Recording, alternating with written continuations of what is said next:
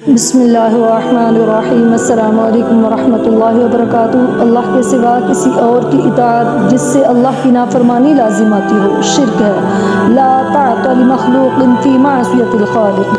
مخلوق میں سے کسی کی اطاعت نہیں ہوگی اس معاملے میں جس میں خالق کی نافرمانی آتی ہو۔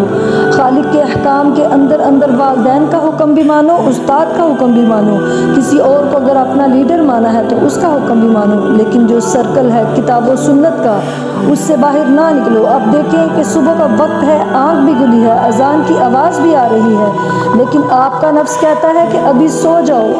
آپ نے اپنی چادر یا کمبل کو درست کیا اور کروٹ بدلی اور سو گئے۔ یہ کیا ہے؟ آپ نے کس کا حکم پیچھے چھوڑا اور کس کا حکم مانا؟ اللہ کے حکم کو پیچھے چھوڑا اور نفس کے حکم کو ترجیح دی۔ یہ شرک ہے۔ اس شرک کو جاننے والے بہت کم لوگ ہیں۔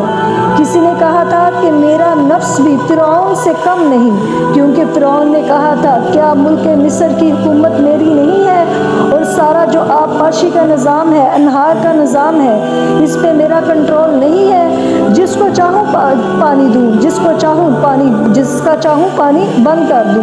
یہ تھا خدائی کا دعویٰ کہ انا ربکم الاعلی، تو لہٰذا ہمارا نفس بھی اس سے کم نہیں۔ وہ کہتا ہے کہ یہ جسم میرا ہے، میں نہیں جانتا کون اللہ کون رسول، کیا حلال کیا حرام۔ تو فرعون سے کم تو نہیں ہوا پھر یہ نفس اس کا، تو کیونکہ بہت بڑا لاؤ لشکر تھا فرعون کا، بہت بڑی فوج تھی، اس نے کھل کر کہہ دیا کہ انا ربکم الاعلی۔ ہم اس لحاظ سے بہت غریب ہیں، طاقتور نہیں ہیں، تو ہم زبان سے تو نہیں کہتے، لیکن اندر سے ہمارا نفس یہی کہتا ہے۔ اسی لیے تو آپ صلی اللہ علیہ وسلم یہ دعا کیا کرتے تھے کہ وَلَا تَكِلْنِي إِلَىٰ نَفْسِي طَرْفَةَ عَيْنٍ، کہ اللہ مجھے میرے نفس کے حوالے آنکھ جھپکنے کی مانند بھی نہ کرنا۔ کیوں؟ کیونکہ اس نفس کی تابعداری کرتے ہوئے اگر موت آ گئی تو انجام اچھا نہیں ہوگا۔ نفس کی حکومت کے بارے میں قرآن کیا کہتا ہے کہ أَرَأَيْتَ مَنِ اتَّخَذَ إِلَٰهَهُ هَوَاهُ أَفَأَنتَ تَكُونُ عَلَيْهِ وَكِيلًا۔ اللہ نے فرمایا نبی صلی اللہ علیہ وسلم کیا آپ نے دیکھا اس شخص کو جس نے اپنی خواہش نفس کو اپنا لیا؟ اللہ اکبر۔ الہ جو ہے لا الہ الا اللہ، کلمہ تو قید کا مرکزی لفظ یہاں آ رہا ہے۔ من اتخذ الہہ ہوا، جس نے اپنی خواہش نفس کو اپنا الہ بنا لیا، معبود بنا لیا۔ افانت تکون علیہ وکیلا، کیا آپ صلی اللہ علیہ وسلم ایسے شخص کی ذمہ داری لے سکتے ہیں؟ سود حرام ہے تو نفس کی مان کر کہتے ہیں کہ ہمارا کاروبار بغیر سود کے چل نہیں سکتا، تو اللہ کے حکم کو پیچھے ڈالا، نفس کے تقاضے کو آگے رکھا۔ کون معبود ہوا؟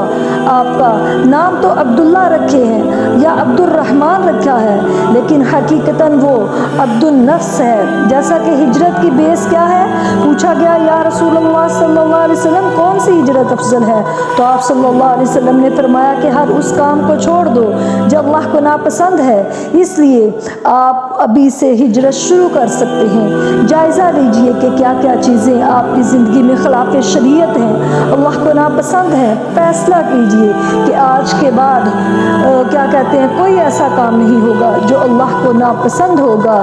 اور لاسٹ پوائنٹ یہ کہ صبح نفس نے کہا کہ سو جا فجر کی نماز کے ٹائم پر، آپ نے اس نفس کی بات کو نہیں مانا، کمبل بستر کو چھوڑا اور وضو کیا اور نماز کے لیے اٹھ گئے، کھڑے ہو گئے، نماز کیا قائم کی، تو آپ نے جہاد کیا نفس کے خلاف۔ یہ افضل الجہاد ہے، جہاد کی بہت سی قسموں میں سے تو یہ چوٹی کا جہاد ہے کہ آپ اپنے نفس کو برائی سے روکیں، اور آل ٹائم جب بھی یہ جو دنیاوی خواہشات ہیں ان کو پسے پشت ڈال کر تو اللہ کے احکامات کو، نبی صلی اللہ علیہ وسلم کے فرمان کو، ان کو فالو کریں، ان کو مانیں۔